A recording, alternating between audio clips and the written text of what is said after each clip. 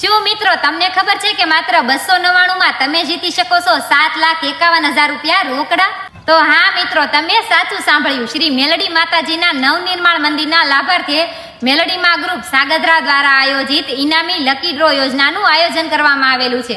તેની ટિકિટની કિંમત છે માત્ર 299 રૂપિયા.